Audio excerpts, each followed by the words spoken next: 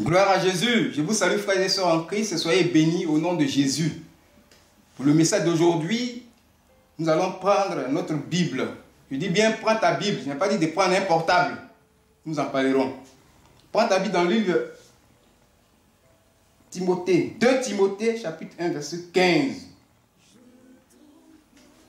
Alors, ce message a pour thème, tu sais qu'ils m'ont abandonné. Tu sais qu'ils m'ont abandonné. Alléluia. Gloire à Jésus. Alors, nous allons lire cette parole. J'espère que tu as trouvé. 2 Timothée, chapitre 1, verset 15.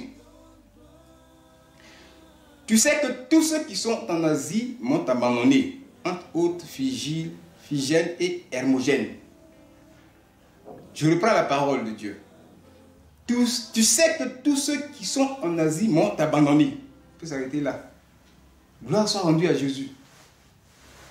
Bien-aimé, oui. Tu sais qu'ils m'ont tous abandonné. Tel est le sujet de ce message. Qui parle ici? C'est le grand Paul, ce serviteur de Dieu, Paul. C'est lui qui parle. Paul parle à qui? À son fils spirituel Timothée. Et cette parole est intime. Elle s'adresse à Timothée. Elle nous concerne aussi. C'est une parole qui concerne l'humanité. Que gloire soit rendue à notre Seigneur Jésus. Alors tu sais, on va s'attarder un peu sur le thème tu. Tu es mis pour Timothée, tu sais, nous devons savoir, on a parlé tout à l'heure, qu'ils m'ont abandonné. Qui sont ceux qui ont abandonné Paul? C'est tous ceux qui sont en Asie. En Asie, c'est-à-dire les Asiates. Ce n'est pas les Asiatiques, ce n'est pas la Chine. C'est l'Asie mineure qui se trouve au-dessus de l'Égypte, de la mer Méditerranée. Et après la mer Méditerranée, il y a un territoire que tu vas voir là-bas, c'est l'Asie mineure. Au centre de l'Asie mineure, il y a la galaxie. Je ne parle pas de galaxie. Et cette église d'Asie, c'est ça il s'agit, Éphèse et autres. Voilà le territoire qu'il s'agit. C'est eux, les Asiates, qui ont abandonné Paul. Mais nous allons comprendre pourquoi cela est-il arrivé, ça va nous servir de leçon. Ce verset est très important, il nous informe sur beaucoup de choses. Il est petit, mais il est très grand. Paul fait un constat. Et ça, c'est après 7 ans. Paul se trouve où? Paul est à Rome. Et il est en prison. Paul est dans les dernières années de sa vie. À la fin de son ministère. Et d'ailleurs, même au sortir de là, il n'a plus rien fait. 2 Timothée, c'est le 13e livre de Paul. Dans le Nouveau Testament, il y a 21 épîtres, 21 lettres. Paul a 13 épîtres. Il est celui-là, le grand homme de Dieu qui a écrit le plus de livres. Il a fait sa vie comme ça. Et voilà un constat qui est amer. Pourquoi? Parce que quand Dieu a appelé Paul, tout le dépôt spirituel qu'il a mis en Paul, c'est en Asie que Paul a tout déversé. C'est en Asie que Paul est resté. Il a créé des églises là-bas. Ce n'est pas à Jérusalem, ce n'est pas à Antioche. Donc tout le ministère de Paul, c'est en Asie. Et il a effectivement gagné des âmes à Dieu. Tous ceux qui sont là-bas ont été gagnés à Dieu. Et cette parole se vérifie dans la Bible. Vous allez lire cette parole-là. Elle est vérifiée dans Actes chapitre 19. Avec des versets 9 jusqu'à verset 12, il faut lire. Actes chapitre 19, verset 18, 19. Comment ils se sont convertis au Seigneur.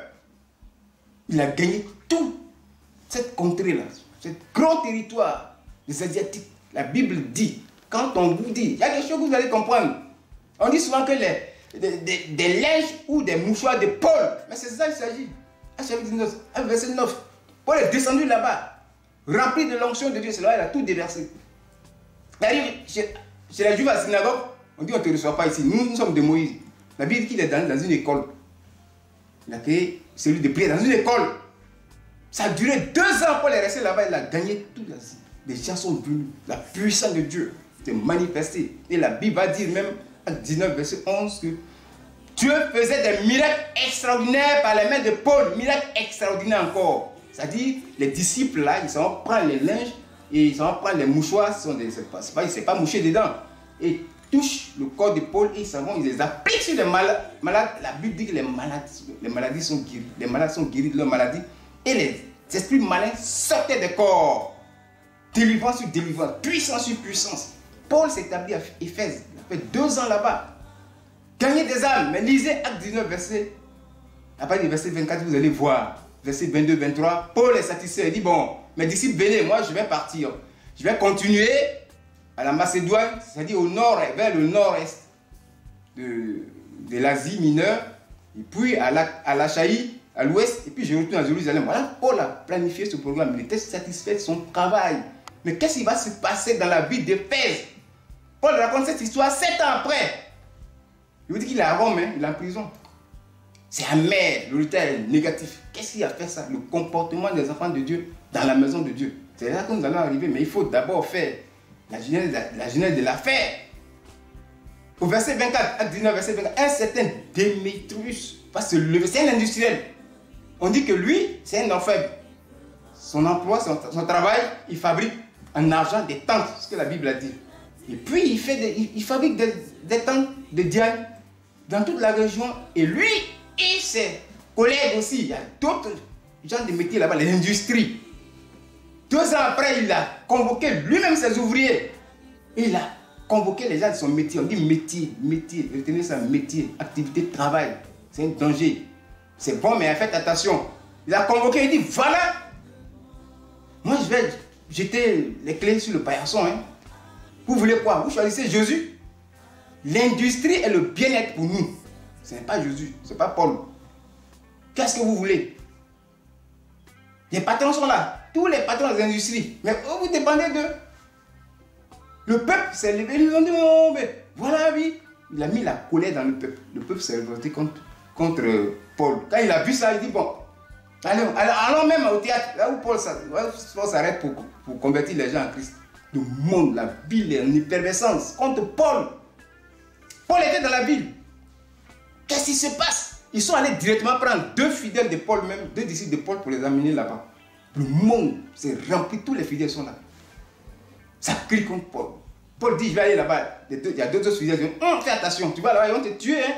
Nous, on va aller. Ils sont allés quand ils les ont vus. Oh, dit la grande Diane. La grande Diane, pendant 2 heures de temps, ils ont crié. Diane est la grande. Diane est la grande pendant 2 heures de temps. Diane est la grande. Ils ont pris Paul par catimini. Il faut aller à Macédoine. Paul a tout perdu. Il est sorti. Et là, il allait à Rome. Tout est perdu. Tout le dépôt que Dieu a mis en Paul, tout est perdu. Lisez, vous allez voir, c'est triste.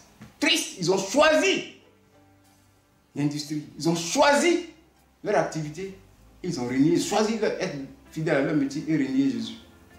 Tout est perdu. C'est de ça que Paul parle ici dans 2 Timothée 1, verset 5. C'est un bilan triste de son ministère qu'il fait.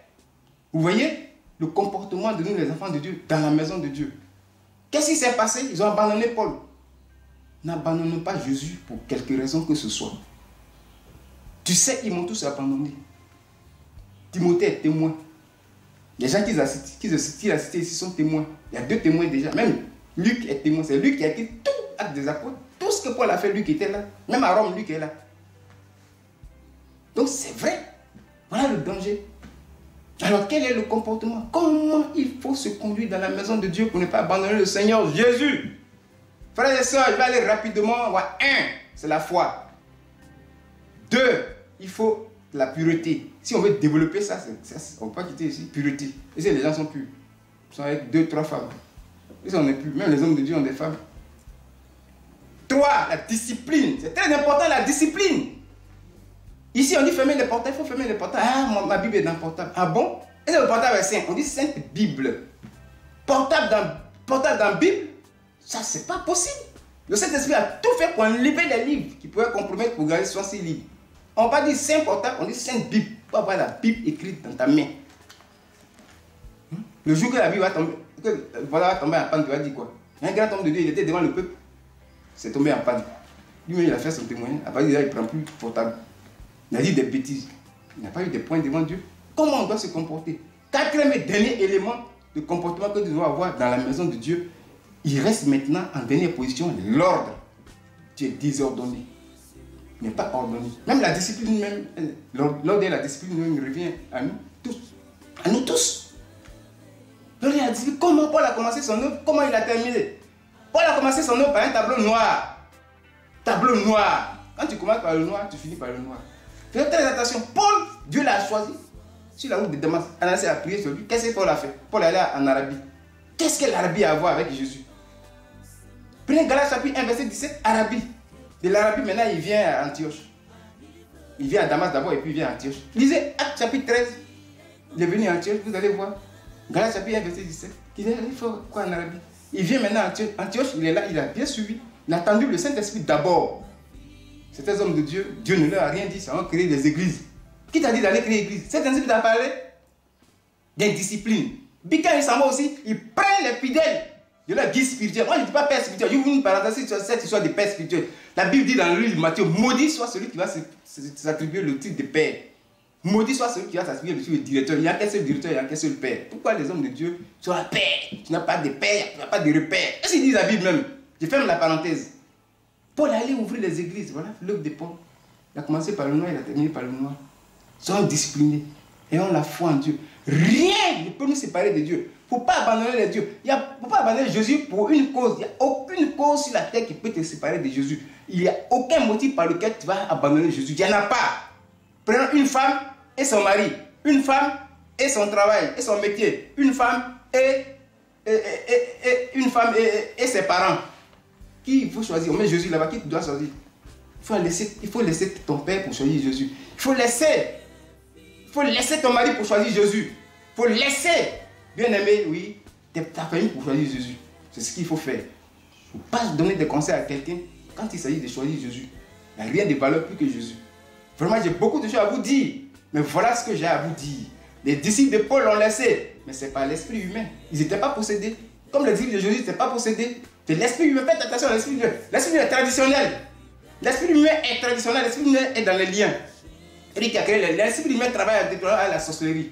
Oh, le Saint-Esprit donne les caractères de Christ. L'esprit travaille à la sorcellerie. Il faut écouter le Saint-Esprit, ce qu'il te dit. Bien aimé, la Bible dit, n'abandonnons pas notre assemblée, comme c'est la coutume de quelques-uns. Car après avoir, bien aimé, reçu la connaissance de la vérité, si tu pêches volontairement, il ne reste plus de sacrifice pour les péchés, mais une attente terrible du jugement et l'ardeur d'un feu qui dévorera les rebelles. Lisez Hébreux 10, verset 25 jusqu'à 26, 27, vous allez voir. Prenons conscience à cela, gardons le Seigneur Jésus dans notre cœur. C'est ce que j'avais à vous dire. Que le Seigneur soit béni, qu'il bénisse sa parole, marchez sur cette parole et qu'on soit grandi, qu'on sorte grand et béni au nom de Jésus. Amen.